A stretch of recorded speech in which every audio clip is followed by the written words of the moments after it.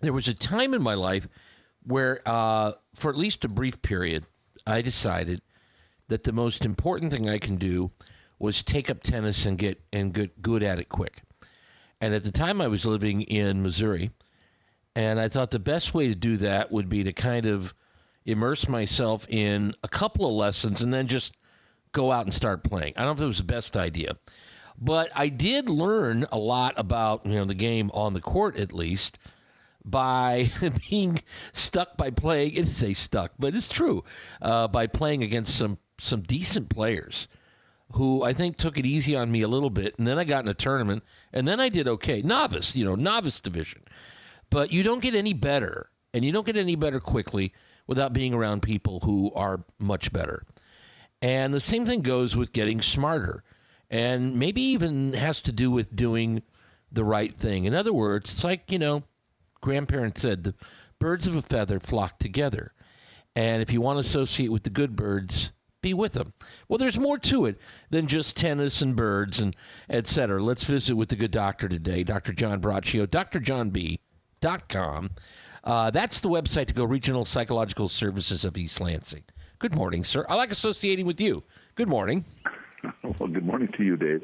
And basically, what you and I talked about actually is a statement from my father, which does relate to the examples you were giving. He always would say, go with those, John, who know more than you do. And it's really good advice. His advice really meant go with those that are striving, trying to get ahead, because then that gives you the opportunity to be around successful people, and then you become one of them because that's what you're modeling and that's what you're with.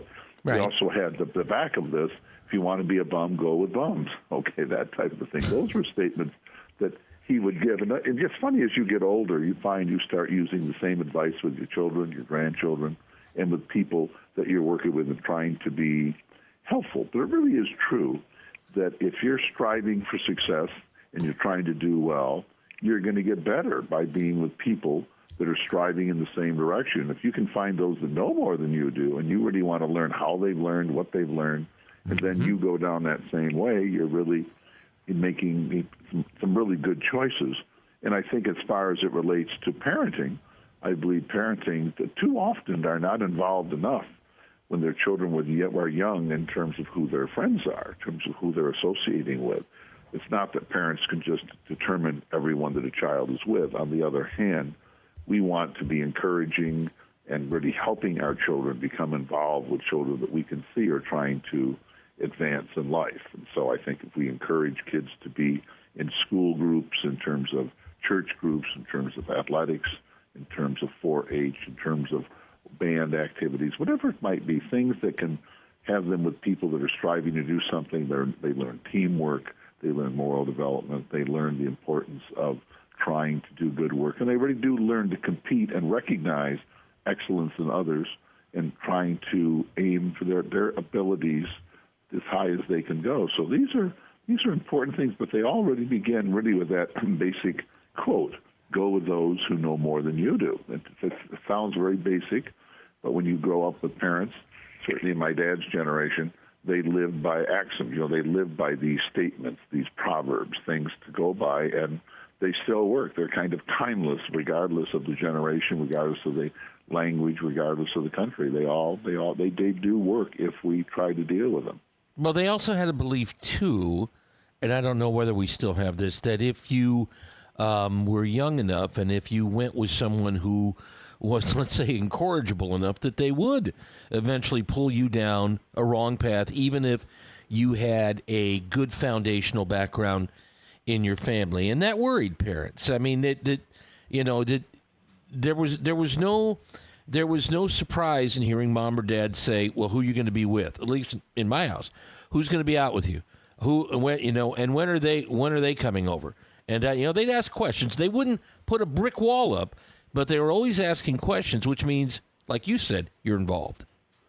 Well, and I think a thing that really surprises me, even amazes me, when I look at these things, Dave, is when there are teenagers having problems and they come to our office, and it turns out it's the person they're with, often the parents weren't that involved. They may have even taken a position, well, I don't think I should have had any involvement in who the kids are picking on them being too involved. I say, well, guiding is a little different than demanding, or call it what you will. But if you've got someone who's incorrigible, who's disrespectful, who is leading a pattern of negativity, that's not who you want your child to be with. That's who you want your child maybe to help when you're a professional, trying to guide them in the right way, but not when you have young children and they're trying to learn how to succeed and move in life. So I think that parents need to realize that the children who came to them, okay, for them to be instructing and helping and educating, their goal is and responsibility is to find that they're with good children, good persons,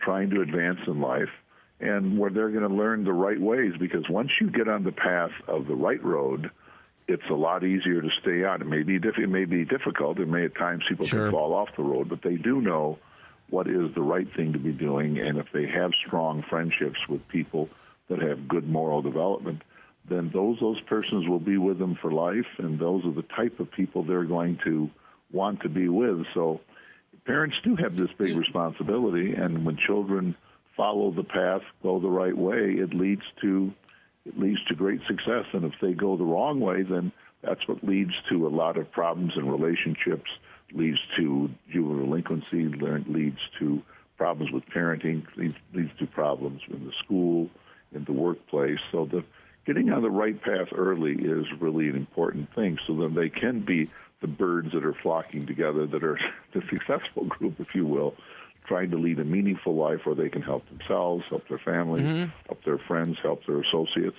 So activities, group activities, friend activities, family activities really become critical in the future success of our children.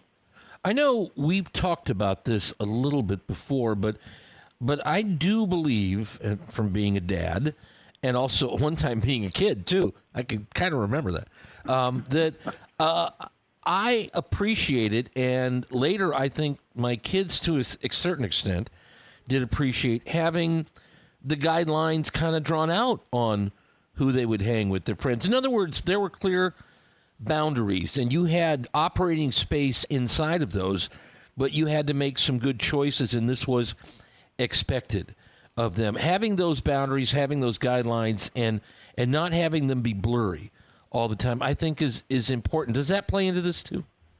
Well, I think that's completely accurate. Your parents would set realistic and fair boundaries on the people you would be with.